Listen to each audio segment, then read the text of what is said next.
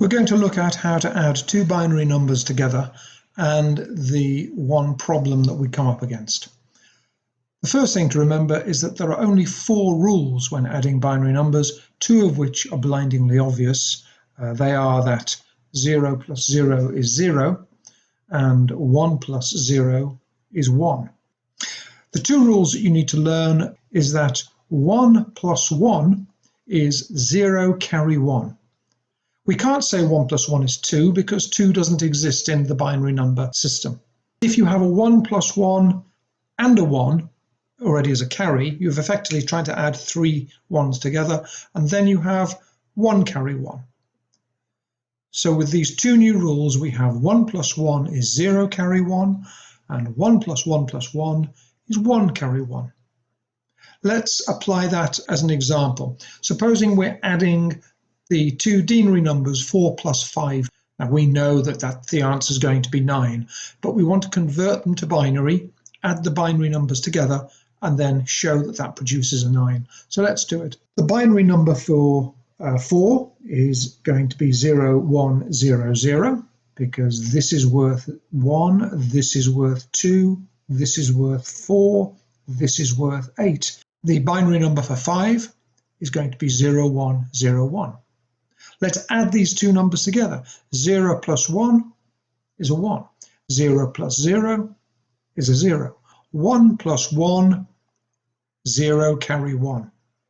And then we're left with a 1 plus 0, which of course is 1.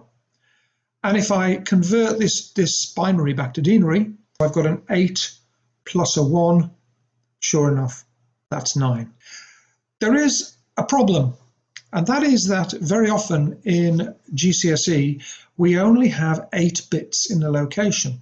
So what happens if we add 2 big numbers together and we end up with a 9th bit on the left-hand side? Let me give you an example. Supposing we're adding 150 and 145. There's our binary 150, and there's our binary 145. It's exactly the same process as the shorter number. So there's our first 4. Now let's apply the rules that we know. 1 plus 1, well, that was 0 carry 1. We now have 1 plus 0, so that's a 1. A 0 plus a 0 will be a 0. Then we're going to have a 1 plus 1. So a 1 plus 1 is 0 carry 1. The carry 1 is in the 9th place. And the problem is that if you only have 8 bits, this gets lost.